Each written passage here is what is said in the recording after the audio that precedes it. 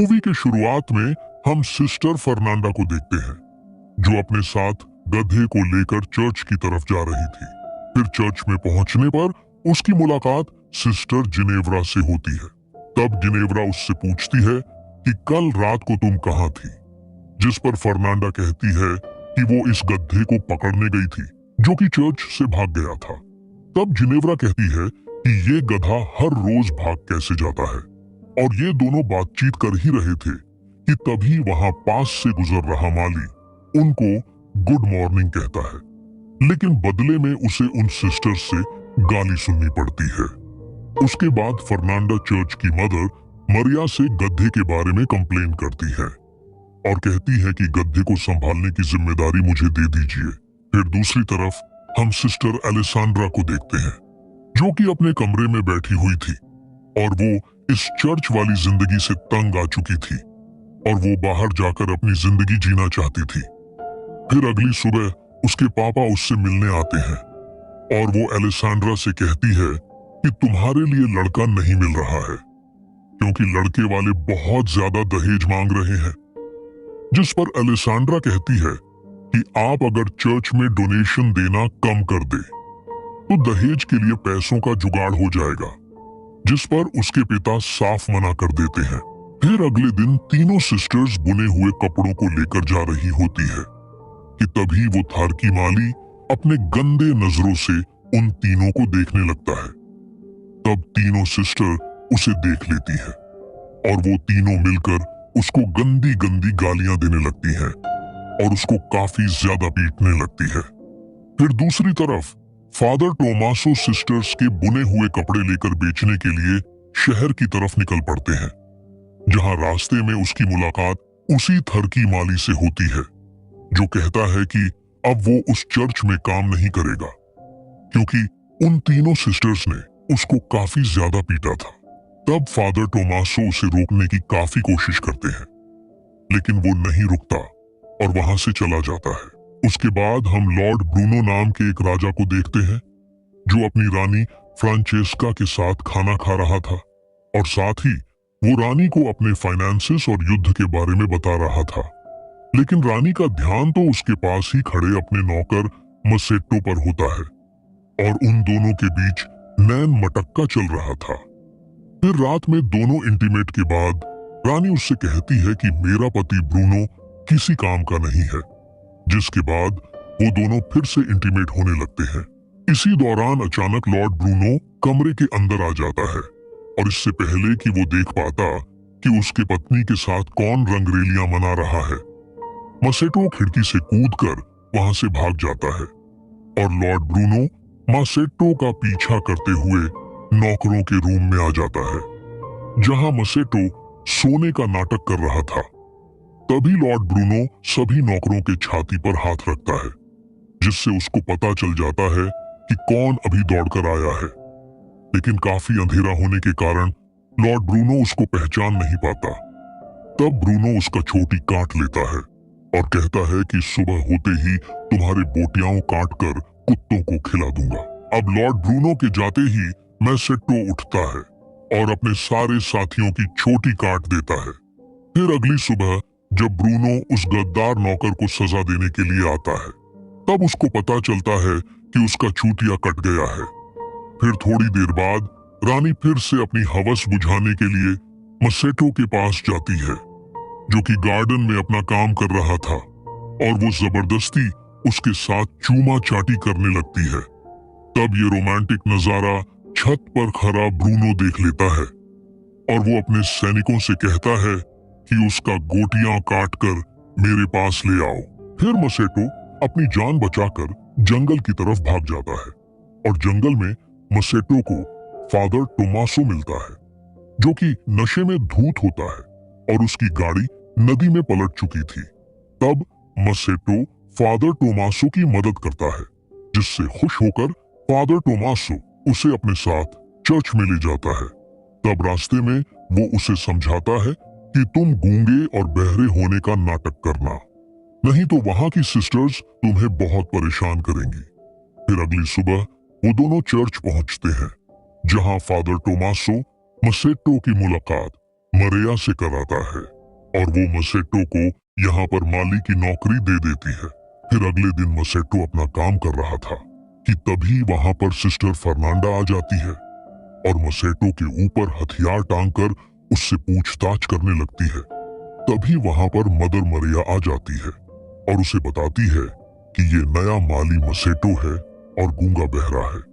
फिर रात को फर्नांडा की दोस्त उससे मिलने आती है और दोनों अलेसांड्रा के कमरे में जाकर शराब पीने लगते हैं। फिर कुछ ही देर बाद जिनेव्रा भी उन्हें ज्वाइन करती है और वो चारों शराब पीते हुए आपस में एडल्ट बातें करने लगती है, जहां मार्टा इंटीमेट के चरम सुख के बारे में उनको अपना ज्ञान देती है। फिर अगली सुबह मसेटो जमीन की खुदाई कर रहा था, तभी अलेसांड्रा वहां पर आती है और कुछ देर उससे बातें करने के बाद वो अपने आप को कंट्रोल नहीं कर पाती और खुले में ही वो मसेटो को किस कर देती है। तब मसेटो भी इस मौके का पूरा फायदा उठाते हुए उसके साथ एंजॉय करने लग जाता है। लेकिन तभी चर्च की घंटी बजती है और अलेसांड्रा वहां से चली जाती है। फिर दूसरी तरफ जिनेव्रा देखती है कि फर्नांडा और उसकी दोस्त मार्टा जंगल की तरफ जा रहे हैं। तब वो उन दोनों का पीछा करती है और देखती है कि वो दोनों बेलाडोना सिरप बना रही है। दरअसल बेलाडोना एक पत्ता है और इन दोनों का मानना था कि इस पत्ते को सेवन करने से मर्दों को अट्रैक्ट किया जा सकता है। अब मार्टा फर्नांडा के आंख पर बेलाडोना सिरप के 2 बूंदे डाल देती है और ये सब होता हुआ जिनेव्रा देख रही होती है। उसके बाद वो दोनों मसेटो के कमरे में पहुंच जाते हैं और उसको चाकू दिखाकर वो दोनों उसके साथ इंटीमेट होने लगते हैं और अपनी प्यास बुझाने के बाद वो दोनों वहां से चली जाती है। फिर अगली सुबह बिशप बार्टोलोमियो नाम का एक फादर चर्च के इन्वेस्टिगेशन के लिए वहां पर आते हैं और दूसरी तरफ मसेटो खिड़की से अलेसांड्रा के कमरे में आ जाता है और उसके साथ रोमांस करने लग जाता है। इसी दौरान कमरे में एक बूढ़ी औरत आ जाती है और उस नन को देखते ही मसेटो के मुंह से ओ शिट निकल जाता है, जिसकी वजह से अलेसांड्रा काफी हैरान हो जाती है और जल्दी से अपने कपड़े पहनकर उस नियोन की मदद करने लग जाती है। इसी दौरान वहां पर मरिया और बिशप भी आ जाते हैं। तब मसेटो पलंग के नीचे छुप जाता है और सभी के चले जाने के बाद मसेटो वहां से निकल जाता है। फिर दूसरी तरफ जिनेव्रा भी बेलाडोना बनाने लगती है, लेकिन वो अपने आंखों में डालने की बजाय पी लेती है, जिससे उसका दिमाग घूमने लगता है। और उधर अलेसांड्रा मसेटो के कमरे में जाती है और उससे पूछती है कि उसने झूठ क्यों बोला कि वो गूंगा बहरा है। इसी दौरान वहां जिनेव्रा आ जाती है, इसीलिए अलेसांड्रा वहां के एक कोने में छुप जाती है और जिनेव्रा अंदर आकर मसेटो को चूमने लगती है। पर तभी उसे फर्नांडा के आने की आवाज सुनाई देती है, इसीलिए वो भी एक कोने में जाकर छुपने लगती है, जहां उसकी मुलाकात अलेसांड्रा से होती है और दोनों ही एक दूसरे को देखकर चौंक जाते हैं। फिर कमरे में फर्नांडा आती है और चाकू के नोक पर मसेटो को किडनैप करके जंगल में ले जाती है।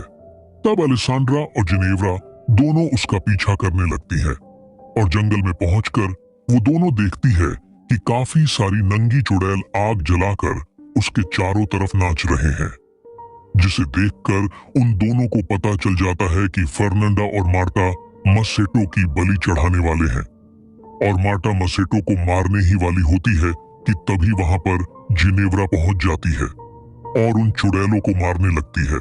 तब मार्टा उसको रोकने की कोशिश करती है, लेकिन जिनेव्रा एक डंडा उठाकर जोर से मार्टा के सर पर मार देती है, जिससे वो बेहोश हो जाती है। और तभी अलेसांड्रा भी आकर मसेटो को मारने से फर्नांडा को रोकती है। फिर खून में लथपथ जिनेव्रा भागते हुए चर्च में जाती है और चिल्ला चिल्ला कर बताने लगती है कि फर्नांडा एक डायन है। फिर तब तक वहां पर वो तीनों भी पहुंच जाते हैं। उसके बाद बिशप मदर मारिया को बाहर बुलाते हैं, मगर तभी मारिया के कमरे से फादर टोमासो भी बाहर निकलता है, जिसे देखकर सभी हैरान हो जाते हैं। फिर अगली सुबह बिशप सबको सजा सुनाते हैं। वो फादर टोमासो को एक मर्दों के चर्च में ट्रांसफर कर देते हैं और मसेटो को वापस उसके राजा लॉर्ड ब्रूनो के हवाले कर दिया जाता है, जहां वो उसे काल कोठरी में बंद कर देते हैं और वो तीनों हॉर्नी सिस्टर्स एक दूसरे से गलत व्यवहार के कारण माफी मांगते हैं। और साथ ही उन तीनों को मसेटो की काफी चिंता भी हो रही थी। फिर दूसरी तरफ काल कोठरी में मसेटो के पास लॉर्ड ब्रूनो आता है और वो उसे बताता है कि उसने अपनी पत्नी को जानवरों के साथ बंद करके रखा है, और साथ ही वो मसेटो को भविष्य में देने वाले सजा के बारे में उसको बताने लगता है। फिर कुछ देर बाद उस काल कोठरी में एक कछुआ आता है, जिसके पीठ पर मोमबत्ती जली हुई होती है, और उस कछुए को दरअसल उन तीनों सिस्टर्स ने वहां भेजा था ताकि सैनिकों का ध्यान बटा सके।